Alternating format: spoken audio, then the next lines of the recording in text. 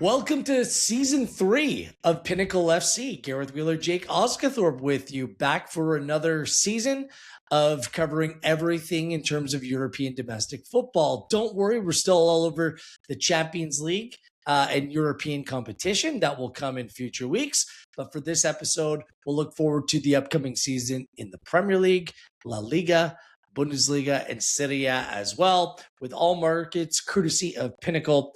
Bet smart, bet Pinnacle. Here we are, Jake. There was previous versions of this show before, but season 3, we've made it of Pinnacle FC. We want to thank all the fine people at Pinnacle for supporting us in this podcast, and for you, the listener, as well. We can't thank you enough for your interactions. You following along with our picks and plays and predictions on a weekly basis. You can still smash that like button. Please subscribe as well, as we're pushing to get over the 10,000 mark. Quick turnaround, Jake, coming out of the World Cup, but I feel like I'm just about ready to go. I've seen just about enough preseason friendlies to kind of wet the palate, and La Liga, aside from Barcelona, Real Madrid, kicks off this weekend as well. It does, yeah. The Classico Giants getting a nice extra week's rest, just in case anybody doesn't think they get enough advantages. Yeah, no, that's something to look forward to. We obviously over here we have the EFL kicking off this week with the Championship League 1, League 2. They all get underway, so it's been an absolutely manic last couple of weeks getting outrights done for those 3 leagues and kind of just trying to get a finger on the pulse of all 72 non-Premier League teams as well. So yeah, it's been non-stop. I'm looking forward to a holiday, which I don't actually know when my next one is. Yeah. See, well, the rest of the football world, like they spend their time away. They're either going to the Caribbean or the Greek islands or off the coast of Spain. Jake is busy doing his work. This is really your busy season, doing the heavy lifting for the preparation and the preview pieces to come. Yeah, you get the World Cup out of the way, and it is literally back to the drawing board, and then just repeat what you did last year. Yeah, which is great fun. And obviously the Premier League starts a week later for us over here, so we get a week extra break from the Prem, and then all of a sudden it does creep up on you, and it's real detailed, in-depth analysis and trying to figure out where your early season edges are. Obviously, we'll talk about outrights and future plays here, but as well as that, I mean, when you're looking through your futures, you kind of form opinions and ideas of what you think a team might be, and then you're kind of excited to see what the first games are to get stuck into and see if you can implement any of those ideas and take advantage, because that's one of the things. It's one of the kind of big edges that punters at the start of the season over the market, is that the market's kind of as clueless as the punters when it comes to what to expect from teams, because nobody has any data to go off really. Obviously, especially this season in the Premier League, where you've got 9 new managers that have been appointed in the summer alone. Like there is literally half of the division that we haven't seen what the teams are going to look like under new managers in a competitive environment yet, and that's the same for people who are betting like us, and also for the bookmakers. So it does even the playing field out a little bit. So if you think you have an edge, you have to take advantage of it in this early part of the season before, if your edge is correct, the bookmakers and the market start to align.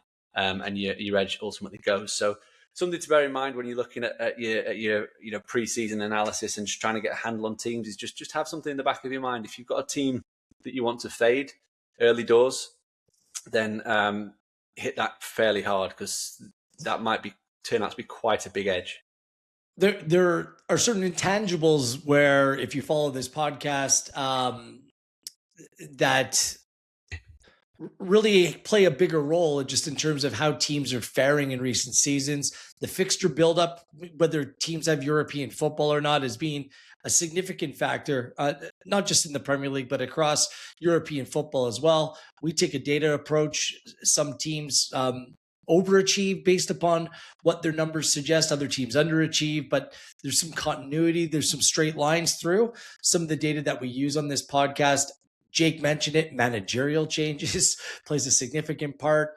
Transfers, the window is still open right now. We will be providing a reset podcast once the transfer window closes at the end of this month as well. So plenty to listen for and look into. And if you think that we're long-winded at times, yes, we are, because Jake is a current writer and I'm a former writer, and we just continue to go on and on. But there's gonna be no shortage of detail. Let's put it that way.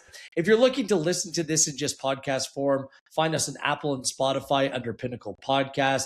And once again, all the markets that we use are courtesy of Pinnacle. Head over to pinnacle.com for the best odds and the highest limits. So enough of the preamble. Let's dig straight in to the Premier League. New season about to kick off. Hull City, Ipswich, Coventry have come up to the top division. Arsenal are the reigning champions, and they lead the way, a pretty significant favorite. And we can probably get into the reasons why they are. Plus 150 to go on and win the Premier League as title winners, which says a lot considering sides like Manchester City, Chelsea continue to spend incredible sums of money. United might be back on the radar. Liverpool, another team with a new manager, certainly will be in the mix. Aston Villa have punched above their weight in recent seasons as well. So at plus 150, Arsenal as the favorites to win the Premier League. I think there's good reason why. Perhaps they're the one team in the Premier League, Jake, that people will have a more clear read on just because of the continuity in terms of the squad, because of their ambition in the market, because of some players who maybe weren't fully fit last season. You're thinking another full campaign where maybe fitness isn't as much of an issue, that they're a team that could actually be even a better side than they were a season ago. No surprise there, is there, with Arsenal being the favorites to go on and win the Premier League? No, not at all. You've detailed it nicely there. Yeah, Arsenal, there's just no guesswork. Like, you know exactly what you're getting from them, which is a very high floor. And, you know, in my opinion, they're 60%, or, you know, if they only play to 60%, it's probably good enough to beat 2/3 of the league. I would argue, which obviously they're going to play at a better level than 60% quite a lot of the campaign. So they're going to be very difficult to stop. And they have the continuity in the dugout. I think they've upgraded their team as well as their squad. Obviously, Bruno Guimaraes coming in midfield is an automatic upgrade on what was there previously. And I would argue that Christophe Solis from Bruges is an upgrade on Leandro Trossard as well. So they've done really nice business there in the market. And yeah, look, defensively, they're fantastic. The only kind of nagging doubt to start the season is no William Saliba, who's going to be injured. But we saw Mosquera play really well last season. They've obviously got Jurien Timber, who's out, and he'll be coming back into the fold soon. So yeah, there's a lot to like. And ultimately, this squad is just staggeringly deep. They've got two excellent players for every single position, and it means that they can make a really good run at quadruple, which they did last season. I mean, they won the league, got to the final of the Carabao Cup and the Champions League, and got to the quarterfinals of the FA Cup. So they weren't a million miles away from having an all-timer of a campaign. Just a couple of kicks of the ball here or there, a Gabriel Sky penalty, and all sorts of stuff like that just went against them. And yeah, they're the team to beat. And obviously the teams below them, the chasing pack, question marks over all of them. I mean, I think it could be a transition season for all of them, really. You know, I think Tottenham are coming off the back of a back-to-back 17th place finishes. So you'd hope that the only way is up for them. And they have no European football, and they've got, you know, a manager in charge who actually looks half decent. He should get them pointing in the right direction, but they're not going to be challenging for the title. Manchester United played only 40 games last season, which was the lowest of, I think, any team in the Premier League. Just 38 league games. It's the minimum amount of games you can play. Like, exactly. They were knocked out of 2 cup competitions in the first round. Yeah, and now they're in the Champions League. They're going to play at least 8 more. And you would hope that they'd at least get to the playoff round. So that's another 2 games. So that's 10. So bold prediction. At least 8 more games next season. Yeah, I think I kind of, at least 8. That's the minimum. But I've got around 50. I think they'll win a couple of the cup games this time around, which, you know, ultimately is Grimsby Town not going to do a number on them again, or whatever else. Not in the dugout, mate. It's all good. Yeah. He's carving up AC Milan at the minute, so you dodged a bullet with that one. But yeah, they're going to struggle to maintain that midweek weekend balance. Carrick's never had to deal with it, and the players obviously had extremely light workloads. They're going to have to deal with it, and quite a lot of the players are fairly injury prone, which is a slight concern, especially at the back. And then The team I really like the look of this season is Chelsea. Yeah. And part of that is the manager. I think that they've got an absolutely fantastic manager. And the other part is that the higher up seem to have got their act together and they stop buying kids. They're actually buying players that suit a system that Alonso wants to play. So you've got Rodgers to play as a dual 10 with Palmer. They brought in a left wing back, brought in a right wing back. They brought in a centre half who's used to playing in the middle of a back three, Maxime Lacroix. So I think they're going to be very, very dangerous, and they don't have any European football. So you dangle the carrot of a free midweek, for especially when Cole Palmer and João Pedro, who are going to be champion at the bit, they miss the World Cup, they get picked by Brazil or England. They're going to be raring to go, and then you tell them you don't have to play midweek. They're going to be absolutely firing every single week. So they could be quite dangerous. I've got them down to finish in the top four. I think that's a very, very solid bet at -121. And then the only other teams we've not talked about are Manchester City and Liverpool. But I don't know if you want to add anything to the three teams I've just discussed there: Chelsea, Tottenham, and Arsenal. Well, I feel the same way about Chelsea. Let's start off with Arsenal. They were just about almost 37 plus in the plus category of expected goal differential last season. Like, their expected goals against was sub 30, which is just incredible for a side playing in the Premier League with the amount of games that they played to be that consistent from a defensive metric perspective. So I just think that that's legit. They picked up 85 points last season. And Arsenal, their season point total listed on Pinnacle. It's one of the categories you can bet on: the Golden Boot winner, relegation, season points, top four finish, as well as futures in terms of the champion. I'll get into the futures number as well, but their season point total is 79.5. I'll make the argument. I was going to make the argument that they picked up 85 points last year. I think there could be a better version of themselves this season. And with some of the unknowns that you articulated there, especially no more Pep Guardiola, Chelsea, Liverpool, among others, I've changed their manager. Yeah, I mean, it's because of the note. At -105, it seems just to be an automatic bet. For me, that's the one thing that jumps off the page. I 100% agree. And I think if you're weighing it up, whether to back Arsenal to win the title at +144 or Arsenal to pick up 80 points at -105, I think that's the better bet. That's the points. That's what I was going to suggest. Yeah, the last four seasons, they've hit 84, 89, 74, and 85. And that 74 was when they had that injury-ravaged campaign that was won by Liverpool. And it was one of the lower point totals of any title winner, I believe, from Arne Slot. So it was just a general poor year from all the top teams. And like you said, if we're expecting the chasing pack to drop off and Arsenal to be maybe even slightly better, they should comfortably clear 80 points. And I don't think that they're done in the transfer market as well. I know that Vinny Jr. took them for a ride, but clearly there's money there. Like there's clear intent where, especially if Saka isn't 100%, they can probably use another wide player. Like a true difference maker in the team, but a number of their players just weren't fully fit last year as well. So that would be my approach. I was going to say, like, Arsenal opened at around +175. It shifted out to +150 in recent days. You're right. It's on Pinnacle for them to win the Premier League is at +144.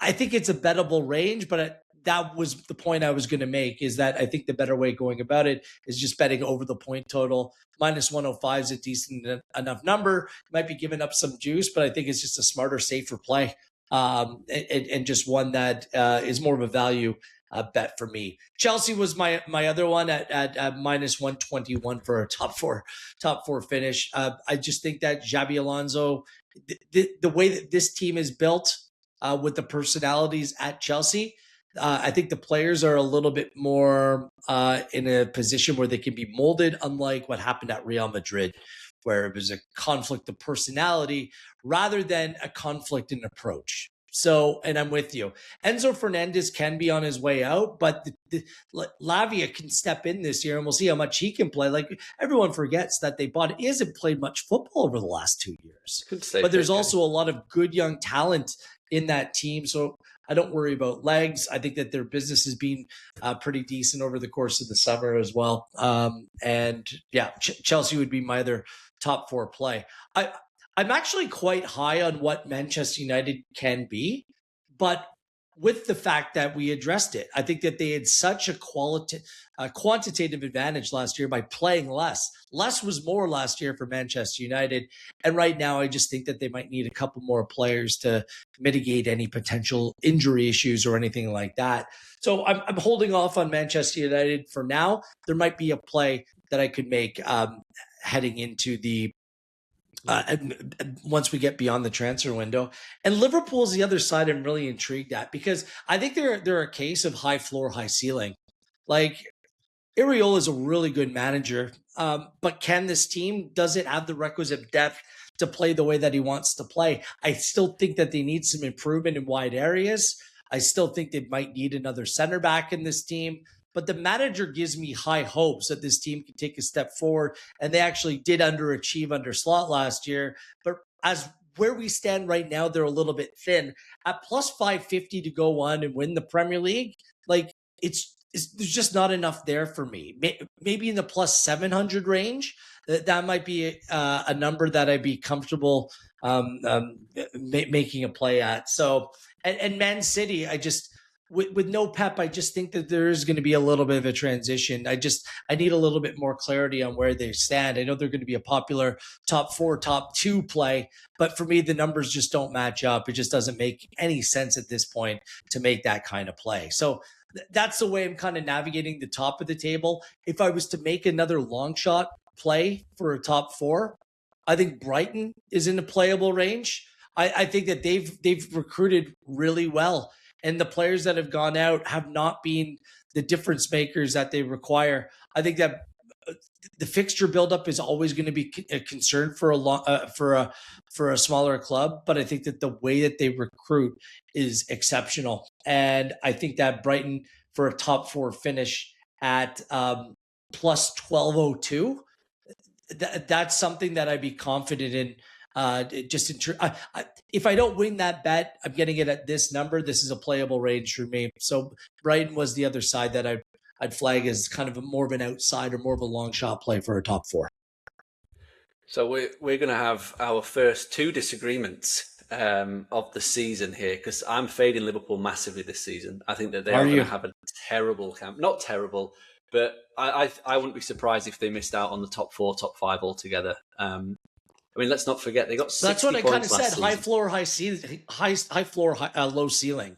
Or sorry, I think they've got a low floor, high ceiling. Yeah. Low floor, high ceiling. Right. There you go. So we are agreeing on that one then. Yes. Because I thought you said high floor, high ceiling, and I was like, no, I don't low think floor, that they're have a high ceiling. I think the variance there is incredible. I think that they can go from anywhere. High ceiling. I really don't. I think Andoni Iraola could be well in over his head. I mean, I rate him highly. I think he's a great manager, but this is the kind of job where you want a stepping stone. You don't want to go get launched into it, because he's effectively, look at his managerial CV. Mirandes in La Liga 2, Rayo Vallecano and Bournemouth, like, they are underdog clubs, and now he's been put in charge of one of the most successful clubs in the world. And he's never had to deal with Bournemouth haven't played like underdogs. They haven't played like underdogs. Like, I understand what you're saying. It's easy to game plan and to motivate your players when you're second best every single game in terms of the expectation. Like, Bournemouth go into every game not expecting to win, really. I mean, I'm sure internally they'll be like, "Oh, we're going to win this game. We want to win this game." But when you go to Anfield, there's no pressure on you. You just turn up and have a go. If you win, great. If you lose, that was expected. Whereas Liverpool, you go to any ground in the country, you're expected to win, probably barring Arsenal, barring Manchester City. So that's a different pressure. And also, Iraola has not tasted European football, so he's never juggled a midweek weekend schedule as a manager. And then on top of that, he's got players that it's an aging squad. He's got, Alisson's not getting any younger. Van Dijk, Gravenberch, McAllister. There's not many legs there in the middle of the park. You've just got rid of Canate. You're relying on young centre-halves to come in. Araujo from Barcelona, he's a walking red card. Terrible addition. You've got injury problems at right back. The other big factor is that Iraola's systems and his tactics take so long to get on board with the players. You only have to look at his record at the 3 previous teams that he's managed. I mean, he went 9 games without a win at Bournemouth when he first joined. I think at Rayo it was 5 wins and 4 defeats, and at Mirandes it was 1 win in his first 10. So it takes a while for them to get going. And he's taken I over a team that understand that. finished as the 5th best team in the league with 60 points. 60. They only got 60 points last season, and their points total set at 72. So where are they getting the extra 12 points from? Don't you think that this is going to be a little bit more of a throwback to more like the way that Liverpool had success under Jurgen Klopp? It's not like for like. But the team's nowhere near that level, is it? In terms of players in wide areas, I think that the wide areas and maybe perhaps a centre back. You've got a downgrade at right back. You've got a downgrade at left back. You've got an older Van Dijk. You've got a downgrade as his partner. The midfield's downgrade. The striker's probably, Isak, if he can stay fit, is okay. The right wing's a downgrade, and the left wing's a downgrade. It's a complete downgrade on the Klopp system, and you're putting in a manager who's never managed at this level. Like even Klopp, when he went to Liverpool, he'd won 2 Bundesliga titles. Slot had won a title with PSV and won a Dutch Cup as well, of Feyenoord. But, the proven winners have gone in there and succeeded. And anybody else who hasn't been a proven winner generally just gets eaten up and spat out. I mean, you look at Brendan Rodgers, didn't win anything when he turned up at Liverpool. Nuno, I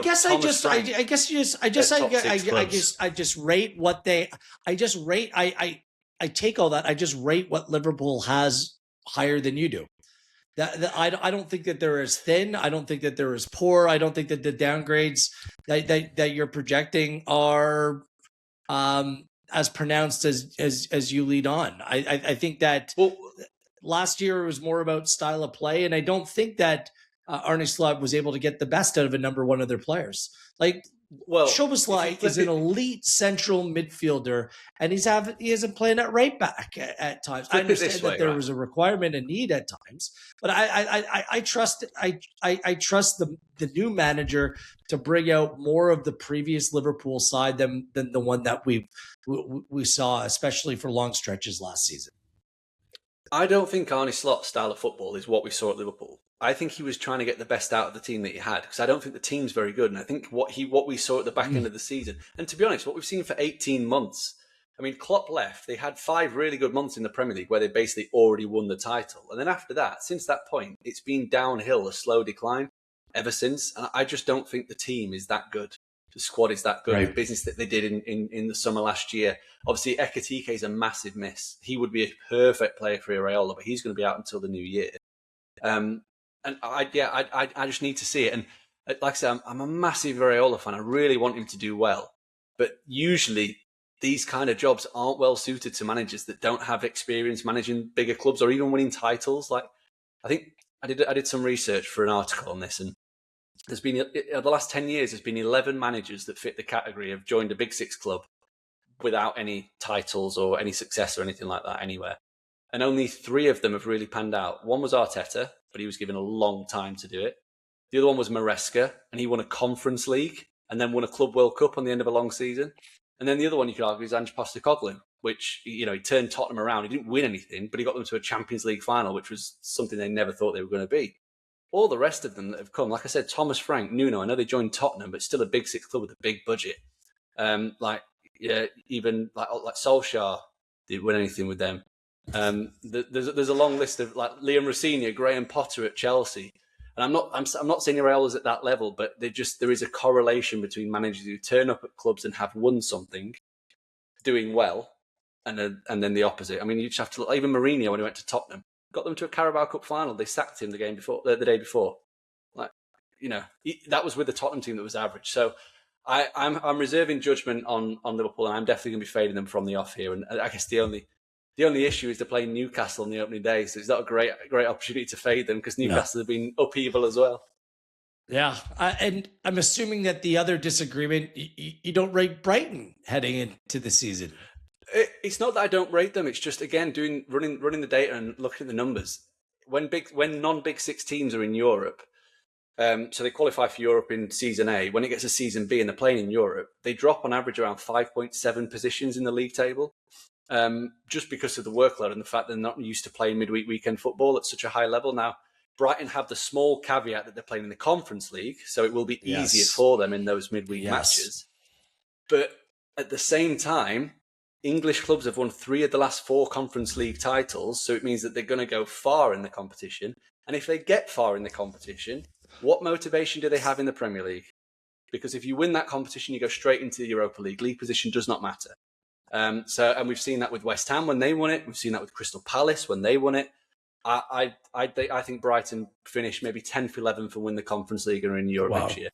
That's the kind of bet I'd be taking. If you can get it anywhere, back Brighton bottom half and to win the Conference League in a double, see what kind of price you get on that. And it's the same with Bournemouth. Obviously, Bournemouth have got a change in manager, as well as having European football for the very first time. So they're an automatic fade. Same with Crystal Palace.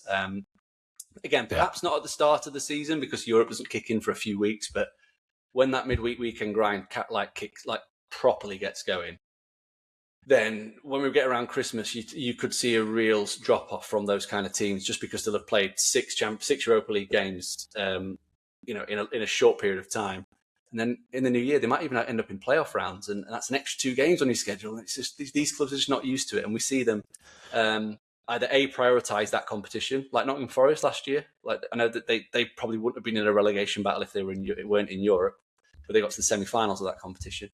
So yeah, that's kind of my stance I'm taking early on in the season. Is basically any non-Big Six team in Europe, probably with the exception of Unai Emery's Aston Villa, because he has previous of managing a Villarreal sort of team and a Sevilla, who aren't the elite of the elite. He has previous of managing them in the league and doing well in the league and the European leagues. But Liverpool are my kind of they're the hill that I'm willing to die on in terms of them not being as good as what people are expecting. So 71.5 points is what they're expected on Pinnacle. I'm taking the under at -113.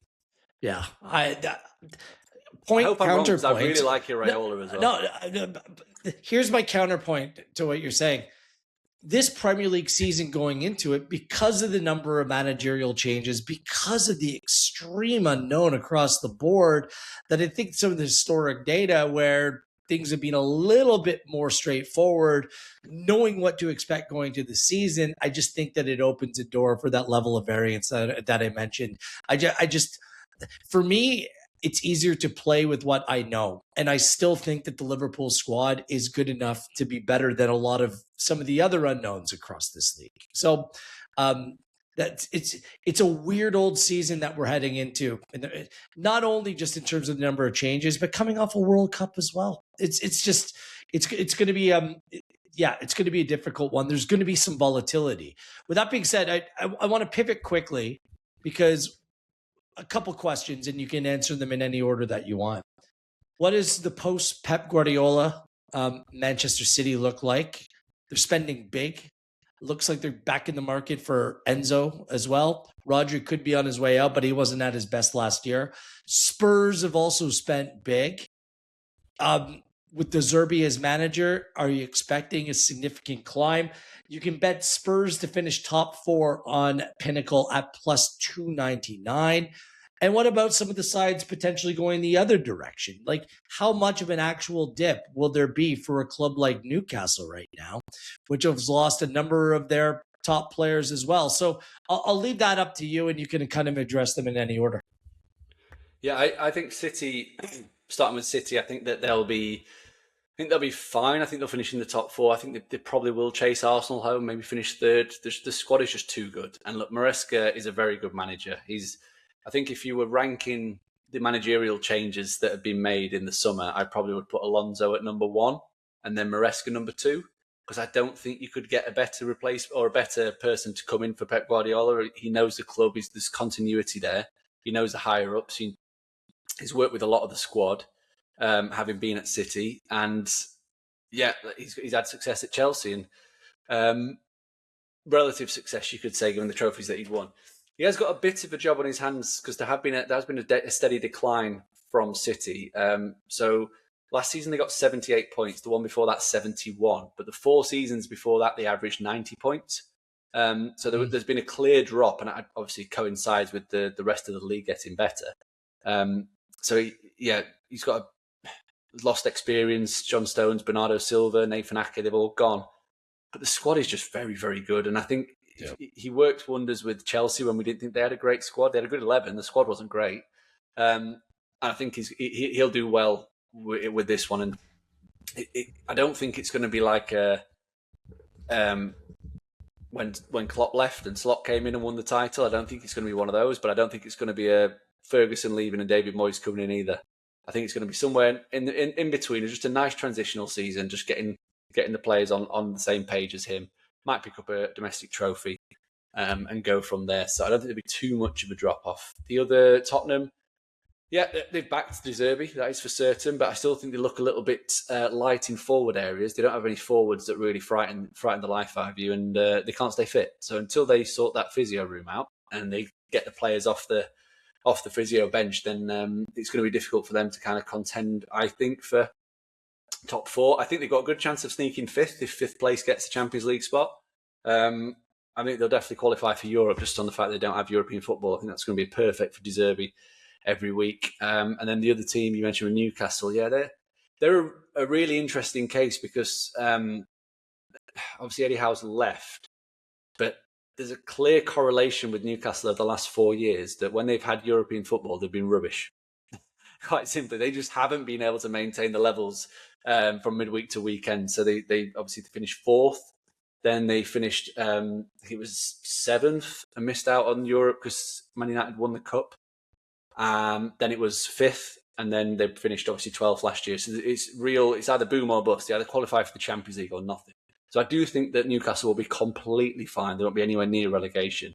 But their squad has been ripped apart, and they need to do some rebuilding if they're going to get back in that mix.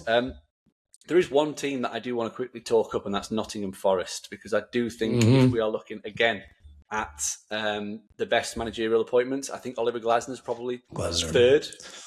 Behind Maresca and Alonso. I mean, he's a phenomenal appointment, really. Won 3 trophies in 12 months at Crystal Palace. I mean, yes.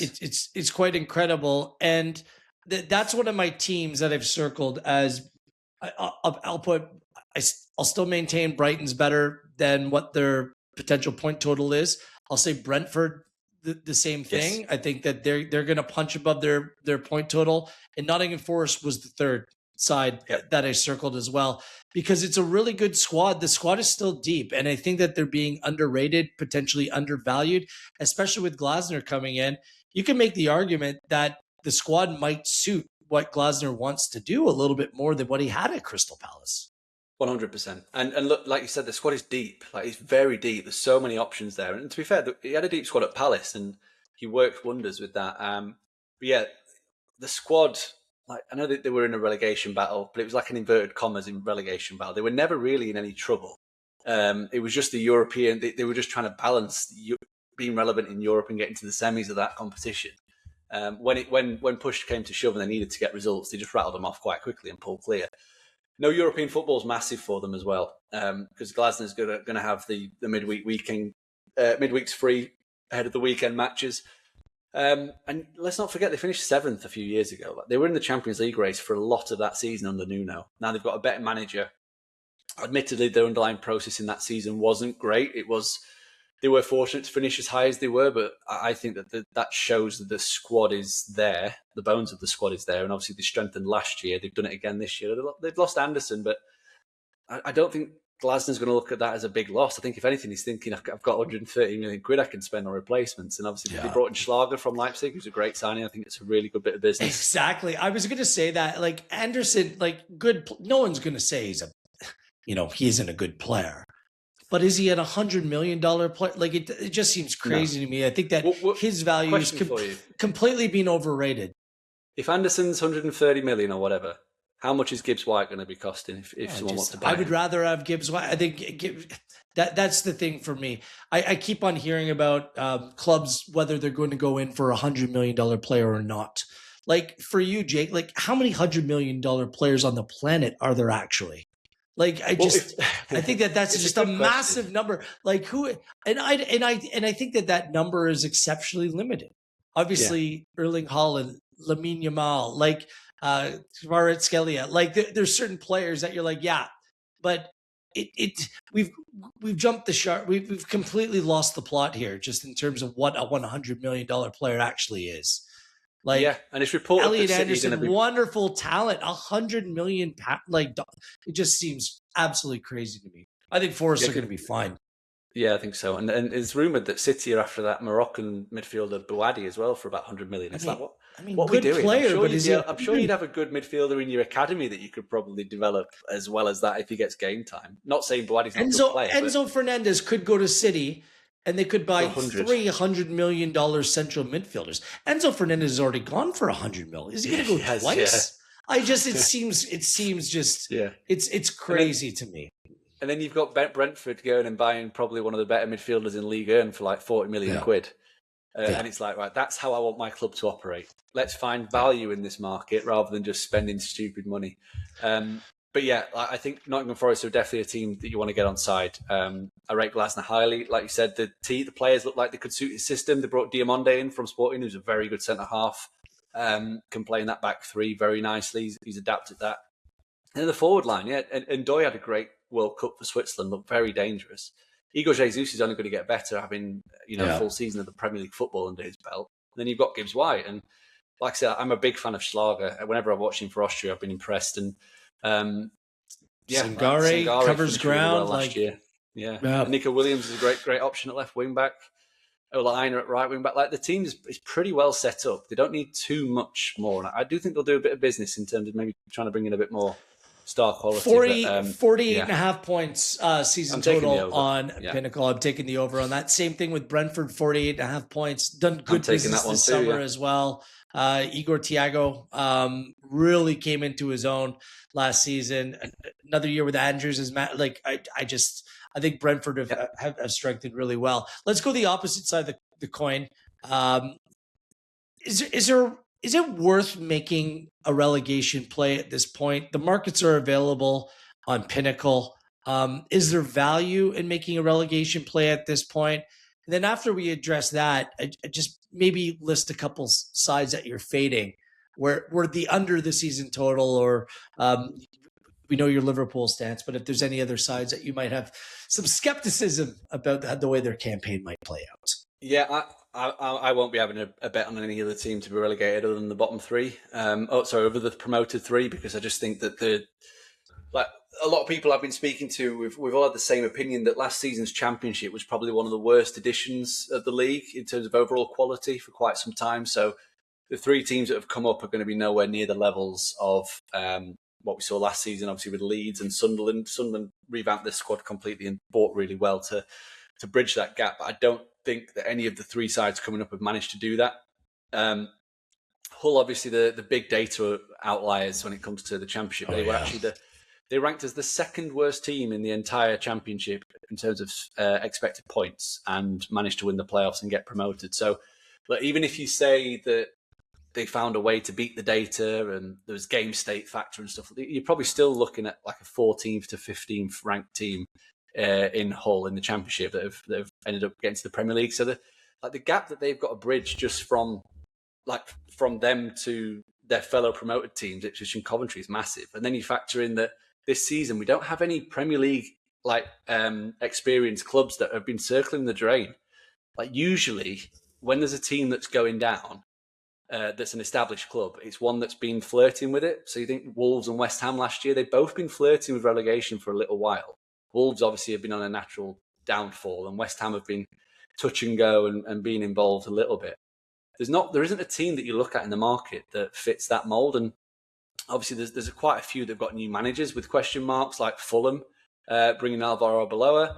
But you're not, the price on Fulham to be relegated is just not tempting enough to back, because you just know when it comes to, like, if the results go badly, they'll just sack him, and the squad's good enough to get him out of trouble with a new manager anyway. Because the squad is Fulham's squad is loaded. I know they've lost a couple of players. Yeah, the squad is good. So good. Really, the stability in the midfield. I know that some players went out, like Issa Diop. Their starting center backs are still there. Their wing backs, there's depth at those areas, depth in wide areas. They took a punt on a couple of young players from Real Madrid who Arbeloa and his staff clearly know. I'm fine with that. The other two sides, which I think that people are trying to bring them into a relegation conversation, is Crystal Palace, because they lost Glasner. They've gone on and lost a little bit. We'll see what they end up doing in the market. And Sunderland is the other one, because they did so well last year. They're the team that kind of went against what their data suggested. They punched well above what the analytics and data suggested last year. And plus, now they have European football to contend with as well. Yeah. Would those two sides be the ones most likely to drop down? I'm with you. It's the three teams that are coming up that I can't look beyond them. But would those be the two sides that maybe will be, kind of be playing towards the bottom of the table next season? I think so. Yeah. I mean, I've got Sunderland in the mix. Yeah, I've got a 1 to 20 that I'll be publishing soon. That Sunderland are in the mix. Yeah, I've got them 17th. I think they're going to be flirting with the relegation. But again, like they've got the capability. They've already got a better squad than the teams that are coming up. So if things are going badly, they can just either drop a load of money in January or bring in a better manager than Reggie Labrie to kind of steer them to safety. So it's a weird market, the relegation market, in the sense that it should just be a trading market, because you could have the best season long angle in your head that you think is fantastic, like, oh, Sunderland are going to regress. The date was terrible last year. They got European football. And then come January, Labrie gets sacked. They bring in, I don't know, Pep Guardiola, just for an example. And your angle's completely dead in the water because he's just going to save them. Obviously, Guardiola isn't going to turn up at Sunderland. But yeah, you can be right in your opinion and your analysis, but then also be wrong in terms of the bet losing, which is why I always I don't really get too involved with the relegation market generally. Crystal Palace are an interesting one because people are talking like Pierre Sarge is just like rubbish. Did nobody watch Liga last season? I mean, he had Lens, which is like a Crystal Palace type team. They chased PSG home for a title race. That title race was going to like week 36, I believe. And then he won the first Coupe de France in the club's history as well. So very good manager. Obviously, he's Premier League. He's not proving the Premier League, which people always point the finger at. And, they like managers to be proven in the Prem to think that they're going to do well. The big concern is the slow kind of trickle of good players that they lose every year. So obviously it was Elise, then it was Eze, then in January last year it was Gay, Lacroix's left. So there's a slow trickle, but they've replaced them really, really well so far. Obviously with Elise, Eze, they've replaced their goals, their creativity. With Gay, they didn't miss him at all at the second half of last season, going on to win the Conference League. I'm sure it'll be the same with Lacroix. They planned very, very well in terms of future planning. So they already had Chad Riyad, is he Moroccan as well? Yep. He was injured at the start of last season. They've got him to come in and play on the left-hand side of the defence when they need him. I think Crystal Palace will be just fine. I've got no issue. They brought in Mingueza as well to go along with Munoz. Like, it seems like, last year they brought in Strand Larson. I'm not the biggest fan, but, another number 9, Yermo Pino, Spanish national team player. Tommy Asu on a free transfer is a good backup centre-half as well. Of course it is, if he's fit. fit. Campbell looks good at the back half of the season as well, right centre-back. So the only problem would be is if you lose Adam Wharton or you lose Ismail Assar, because they're the kind of next man up, aren't they? If you're looking at the pecking order of Palace players that are going to be leaving, it's going to be Ismail Assar, it's going to be Adam Wharton. If you lose both of those in this window, then it's going to be hard to replace them, but they seem to lose one every window. So hopefully for Palace, that's it now with Lacroix leaving, and maybe Wharton leaves in January and then Sarr leaves in next summer. So they've got a bit of time to kind of plan. It's a really good way of doing business. But yeah, onto teams that I'm going to fade. I know what I've said about Fulham, but I think Fulham are a good team to kind of oppose early on in the season because the schedule's horrible. They open up with a really, really rough schedule of so they start with Chelsea at home, Sunderland away, Crystal Palace at home, Liverpool away, Man United at home. So they've got 3 of the projected top 6, top 7, whatever, in the first 5 matches, which is not great. And then they get all 3 promoted teams back to back to back, which I think is a good opportunity to. I'm hoping that Fulham start badly. The price drifts for these matches against Ipswich, against Hull, against Coventry, to points where we can just back them for straight wins because I think they'll show they're a class above them. Liverpool's we've discussed quite in depth there. Other than that, there's no real teams that I'm looking at the points totals and being like, I really want to back against them doing well in the on the points. Like Sunderland 42.5 is interesting at minus 105 because they didn't beat it by that much last season. That tally, they finished with 54 last season, so there There's only 4 wins away. I'm just double checking what they finished with last season, Sunderland. 54. So they picked up 12 more points than this line would have been. That's 4 wins, and I think they won. I think 9 of their wins came with it by a single goal margin. So usually the following season, history suggests that you lose about half of those wins, just because of the fine margin nature. So that would automatically cut out 12 points effectively. So I think that the 42.5 is a nice line at minus 105, the under. But other than that, I've just kind of gone big on Liverpool to not get 72 points, which could look really stupid at the end of the season if Iraola's a genius. Yeah. Okay, let's leave. Anything else from the Prem? We should probably leave it alone. We only have a couple minutes left for this podcast. Top scorer. We really have it. Well, it's Holland. He's way out. What's he, a minus 150 to go on and win the Golden Boot? But I think there's reason to oppose him, though. Yeah, I think there's reason to oppose him because last season was the most minutes he's played in a single season in his career. He played in the Club World Cup with City, then he played nearly every game for City through the campaign, then he played in the World Cup.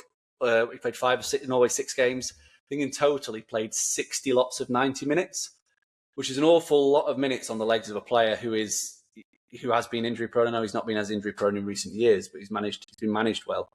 It could catch up to him. He could pick up a few niggles. You think of Cole Palmer, who's actually my top scorer pick for this one. He's at plus. Interesting. I was looking at that too. Yeah. I was looking at Cole Palmer. He played all the way to the Euros final with England. Played a full season at Chelsea, 25, and then played in the Club World Cup with Chelsea. And then the following season, he was broken. He couldn't get fit. And then he's had a summer off. So I think Haaland might have an issue in terms of injuries, which means he's opposable at prices. And Palmer, champion at the bit, won't pick for the World Cup, chip on his shoulder. He finished second top scorer 3 years ago with 22 goals. He's been in double figures the last 2 seasons. I think he's obviously on penalties as well for Chelsea. And Chelsea, I expect them to go well. So he's one that I like at plus 3,300. And then just a really big price, plus 10,000, Igor Jesus of Forest. He didn't score a lot of goals in the Prem last year. I think he only got 6, but he scored 16 in all competitions. Finished with a 0.4 XG per 90 across all competitions. And I just think that you look at Glasner's Palace and how many chances they created for Mateta. Mateta averaged over 0.45 XG per 90 in 3 seasons under Glasner. I think if you give Jesus those chances, he could easily get to 15, 16, maybe even 17, and you're into the territory of potentially upsetting the apple cart. Because although Haaland is the favourite, if he does stay fit, he does win this pretty much. But you get to 20 goals, you never know. I was hoping that you were going to say Alexander Isak at plus 900, but that's not the theme of this podcast here today. All right. We'll get more into the Premier League on next week's show as we look ahead to the first weekend of the season, but we'll leave it there for now. Let's quickly address La Liga, Serie A, Bundesliga, starting with Spanish football. I mean, you just simply can't make an argument for anyone other than Barcelona, Real Madrid to go on and win the title. And I know that Real Madrid's summer signings have come under some criticism. Jose Mourinho, certainly there's some embedded risk there. Perhaps he brings the ingredients that are required. And for there to be a substantial gap between Barcelona as favorites to go on and win the title to Real Madrid, who's available at plus money at about plus 121, I think that the argument can be made to back Real Madrid here to go on and win La Liga this season, especially considering it's really very much going to be a 2-horse race. Yeah, potentially. I mean, it all just depends on what the man in the dugout does, because we saw it implode last year with Alonso in terms of the players kind of turning against him. Mourinho's even more hard-headed than Alonso, and granted, he probably gets more respect just on the fact of what he's done in his career. Not to diminish what Alonso's done, but he carries a bit more extra weight, and he probably does have the biggest ego in the club, which might help, but it also could really hurt in the sense of you throw him in the mix with Mbappe and with Vinicius and with Bellingham, like there's a concoction to just completely blow up. So it's going to be fascinating to watch. I won't be backing Real Madrid to win the title personally. I think Barcelona are still the best team. They look like they're favourites to get Rodri as well, which maybe helps them in midfield as well. Just maybe Alvarez, like we're a little bit early on that, but they've They brought in a couple attacking players. We'll see. I'm not as bullish on Barcelona just because the variance year to year is very difficult. Madrid's going to be in a completely different spot, and it was defensively that they were a complete letdown last year. Their squad is good enough to go toe to toe. That's what I'm suggesting. 100%. Yeah. Like Player for minus player, 128 yeah. compared to plus 121 to back Real Madrid. That for me in a 2-horse race is worth making a play on. It's just really quickly. It's the cohesion, isn't it? Like Barcelona play with such cohesion, they play for each other. Whereas sometimes you just question whether that's the case for Real Madrid. And if they can sort that out, like they should pistol league because they have got a better team and a better squad than what Barca have. Any other sides that you might be looking? The season point totals aren't available on Pinnacle as of yet in terms of La Liga. Any sides that you're looking to either back or fade, potentially on a week-to-week basis, or something that you're keeping an eye on? Not at this moment in time. I mean, Bilbao would be interesting, but I'm not sure about Edin Terzic as manager. It's a really strange appointment moving on from Ernesto Valverde, but they don't have European football, so they could be dangerous because, like the Premier League, you've got, I think, there's 8 teams in Europe from Spain, so it's not quite 9 like in the Prem, but that's a huge advantage for the teams that aren't in Europe, that they'll be able to, there might be games where they just pick up automatic wins against tired legs, so... they may be one in Bilbao if Terzic can get it right. But again, I'm not really sold on him as a manager. And Valencia could be interesting as well, depending on if they do any more business, because they finished the season really well, climbed all the way up to 9th, and they're a big club. They might sneak a European place.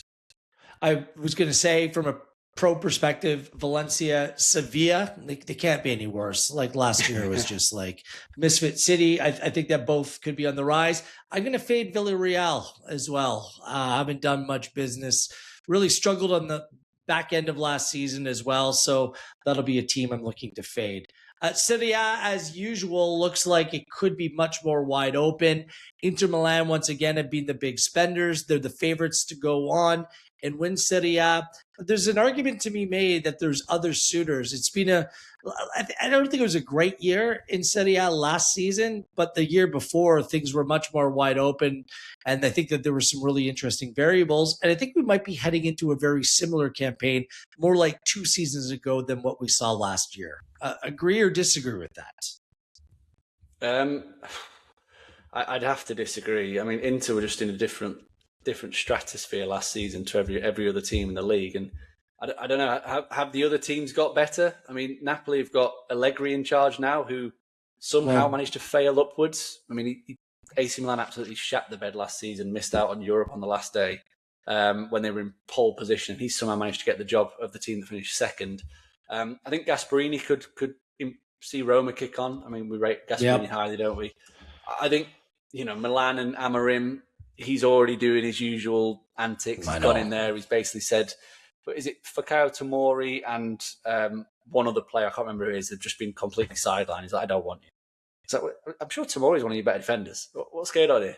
He looks like he might be perfect for a right centre half of a 3. Very, very odd. And look, until he proves us otherwise, we are going to be marking him with a brush of his teams aren't going to be very good. And then Juventus finished promisingly last year. They finished poorly, but there were spurts of promise under Spalletti. So it'll be interesting in that regard. The one team that I will be fading, maybe not immediately, but as we get halfway through the season or so, it's going to be Como, because I don't think they'll be able to juggle the midweek weekend football like some of these other Italian giants that we see, especially Inter. It's completely new to them. They're going to be playing Champions League as well, not even Europa League. And if you think back a couple of seasons ago, the last team that was kind of not a big team that qualified for the Champions League in Europe was Bologna.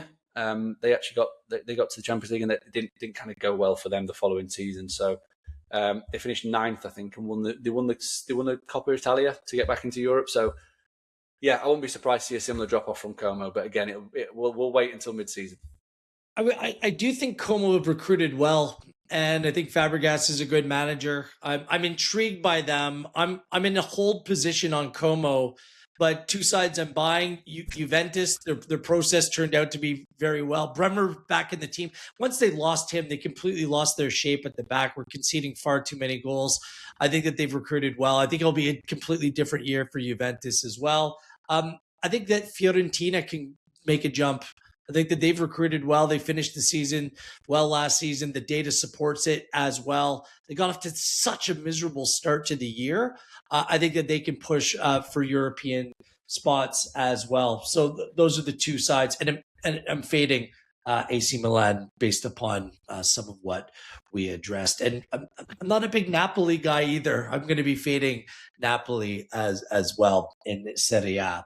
And finally, Bundesliga, aka the Bayern Munich show. They were so good last season. They've only recruited two players, really, Nathaniel Brown and Saibari, the Moroccan striker. They haven't really needed anything else. It's just I just look at the Bundesliga. Borussia Dortmund's a clear number 2 for me, but whether they can close that gap at all, because it was seismic a season ago. But I think that Dortmund's in a really good spot to take a step forward. But how much of a step forward, that's a big question for me. Yeah, look, what are they, Bayern Munich minus 800 to win the league? They're the shortest price favourites across the board, basically, in terms of, in fact, maybe PSG are the shorter in Liga, but ultimately, just slightly shorter PSG, minus 828.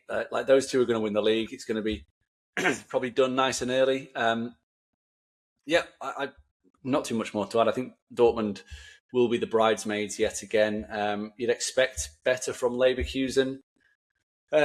Leipzig, I'm not sure what kind of business they've done, but they've lost a few players, so they might be one to keep an eye on. Diomande was their best player by far last season. Like, it's a tough one for me. So yeah.